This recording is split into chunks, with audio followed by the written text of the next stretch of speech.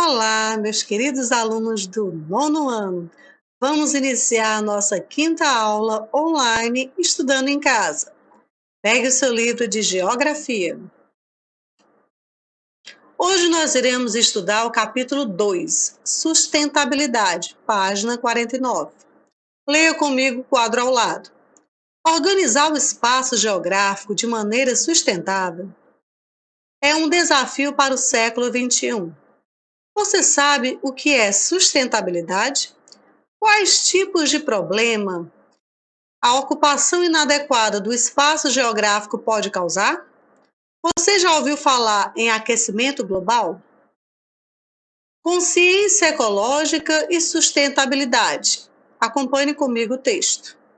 Até os anos 70, não havia uma consciência global dos impactos que as sociedades estavam causando ao meio ambiente. Foi a partir das últimas décadas do século XX que os problemas ambientais, como a poluição do ar e a contaminação das águas, ganharam maior visibilidade. A população mundial passou a discutir a degradação dos ambientes naturais provocadas pelo desenvolvimento social e econômico e o fato de os recursos naturais serem finitos, ou seja, tem tempo para acabar. Atualmente, o alto nível de consumo alcançado pela sociedade, que é ainda mais acentuado em países ricos, gera preocupação quanto à escassez de recursos para atender à demanda industrial. Isso torna necessária a conscientização da sociedade urbano-industrial para a prática do consumo racional, visando a sustentabilidade do nosso planeta. A consciência ecológica fez com que as pessoas passassem a questionar a capacidade das sociedades de manter as condições de manutenção de vida humana na Terra e a promover a ideia de desenvolvimento sustentável, ou seja, a conciliação do crescimento econômico com a conservação ambiental, minimizando os custos ambientais e sociais. Atualmente, as organizações não governamentais são importantes agentes sociais que atuam em prol das questões ambientais. Abaixo você vê resíduos industriais jogados em rios sem o devido tratamento podem contaminar as águas pluviais. Na foto, vê-se as águas vermelhas do rio Buriganda, em Bangladesh, devido ao intenso despejo de resíduos industriais têxteis nesse rio. A indústria da moda é considerada a segunda maior poluente do mundo, perdendo apenas para a petroquímica. O aquecimento global. O aquecimento global, ou seja, a elevação da temperatura média do planeta, é uma das grandes preocupações ambientais do século XXI. Muitos cientistas acreditam que esse aumento está relacionado à intensificação do efeito estufa, devido ao crescimento da emissão de gases poluentes, como o gás carbônico, CO2, e o gás metano, CH4, na atmosfera.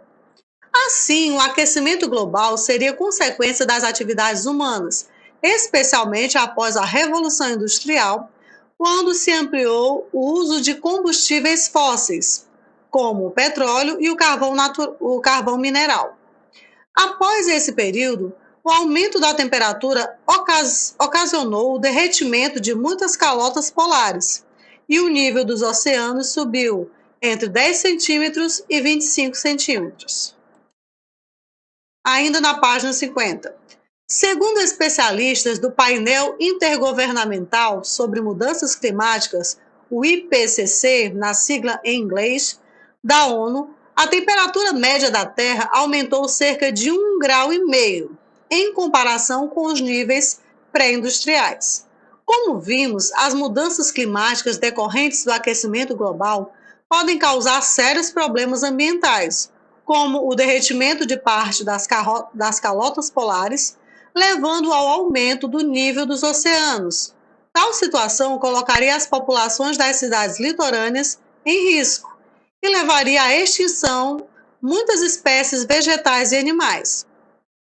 Embora os pesquisadores do IPCC considerem que a ação humana seja um dos principais fatores do aquecimento global, há membros da comunidade científica que acreditam não serem suficientes as evidências de que o aquecimento global seja causado pelo aumento da concentração dos gases do efeito estufa.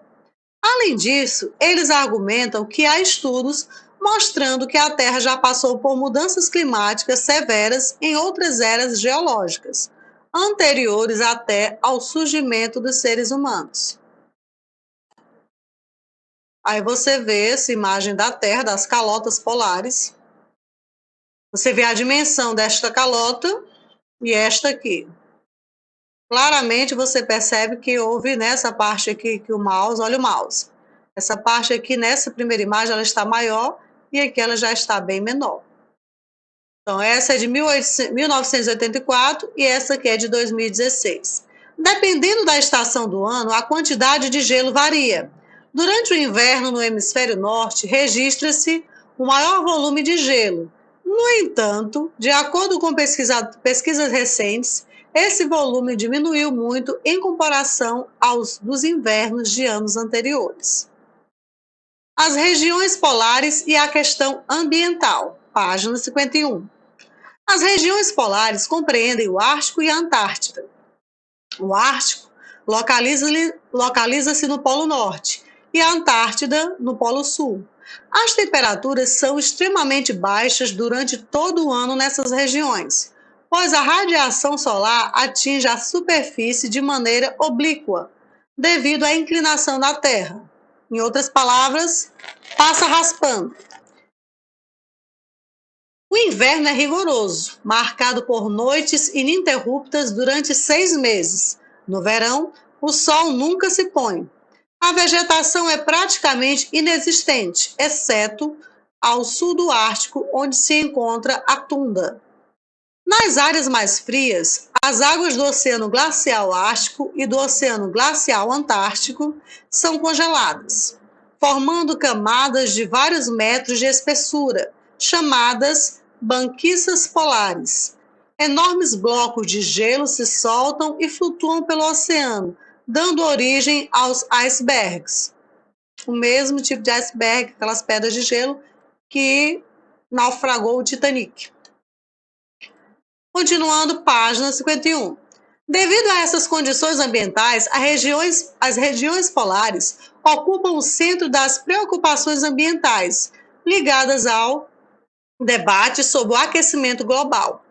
Com a possível elevação da temperatura da Terra, haveria o derretimento das geleiras polares, causando elevação nos níveis dos oceanos, o que provocaria inundações em áreas costeiras e o desaparecimento de inúmeras ilhas, muitas delas habitadas, além da perda de terras agricultáveis e da biodiversidade. Outra questão importante é a preservação de espécies animais ameaçadas pela caça, como as focas, cuja pele é valiosa, ou os ursos caçados nas regiões mais habitadas.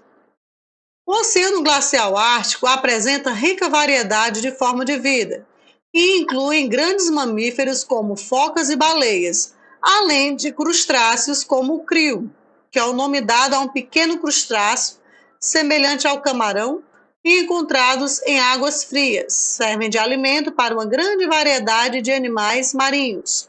Quem assistiu Procurando Nemo lembra do crio. As principais atividades econômicas dos povos que vivem no Ártico são a caça e a pesca.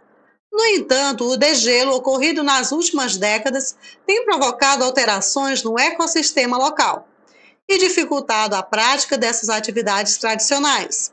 Por isso, os povos locais, especialmente os inuits, passaram a se dedicar a outras atividades, como a exploração mineral e a extração de madeira nas terras menos frias, mais ao sul. Muitos residem em cidades e adotam um modo de vida urbano. Aí você vê povos tradicionais do Ártico. Os inuits vivem da caça de animais como focas e baleias. No entanto, Atualmente, as rotas de caça estão cada vez mais alagadas e perigosas, o que tem comprometido a segurança alimentar dessas populações. Aí você vê um inuit na vila de Okatsut, na Groenlândia, em 2017. Conferências internacionais e tratados ambientais. O que os povos, os governos do mundo estão fazendo? Vamos ver. Desde que a degradação ambiental ganhou visibilidade e a comunidade internacional percebeu a necessidade de preservar a natureza para as gerações futuras, diversas conferências mundiais foram organizadas para discutir os desafios ambientais e propor alternativas que conciliem as necessidades de desenvolvimento com a sustentabilidade. A primeira grande conferência da ONU, que tratava especificadamente dos problemas ambientais, ocorreu em Estocolmo, na Suécia, em 1972. Na Conferência de Estocolmo, foram tratados temas como a poluição atmosférica e a chuva ácida. Foi a partir dessa conferência que os temas ambientais começaram a entrar na pauta das discussões internacionais. Ainda na página 52. Em 1992, ocorreu no Rio de Janeiro a Conferência Mundial sobre o Meio Ambiente e o Desenvolvimento, conhecida como ECO 92.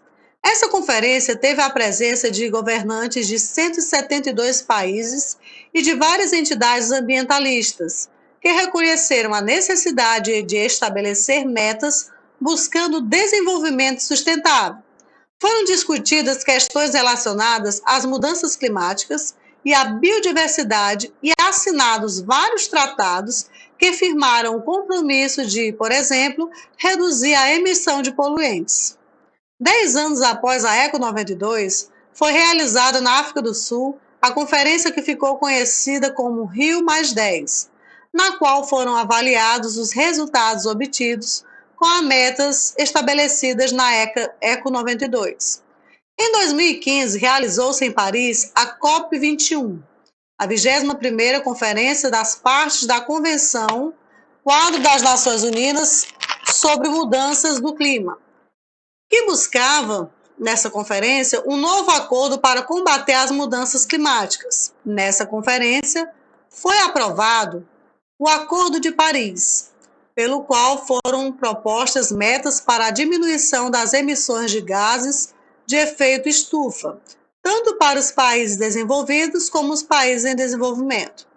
O acordo foi ratificado pelos 195 países participantes da conferência, inclusive os Estados Unidos. Porém, em 2017, o presidente estadunidense Donald Trump retirou o país do acordo, alegando que as metas propostas prejudicariam seu desenvolvimento econômico.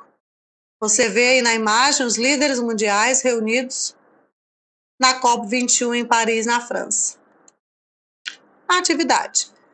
Vocês irão reler as páginas 49 a 52 e responder apenas a estas questões. A primeira, você irá ler esse texto. Essa atividade está no livro, lá na página 52.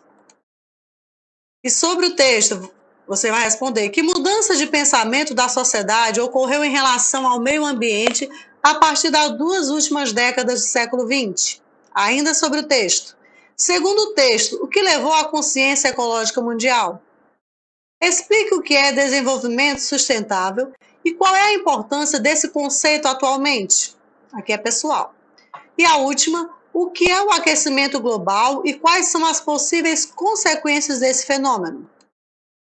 Terminada a minha atividade, envie uma foto da atividade copiada, tanto a pergunta como a resposta de caneta, envie uma foto para o meu WhatsApp, qualquer dúvida pergunte no privado, e desde já eu conto com a participação de vocês, lembrando que essas atividades elas são importantes, pois elas vão garantir a presença e as notas. Agradeço mais uma vez ao seu empenho participando das nossas aulas. E neste momento eu finalizo mais um Estudando em Casa.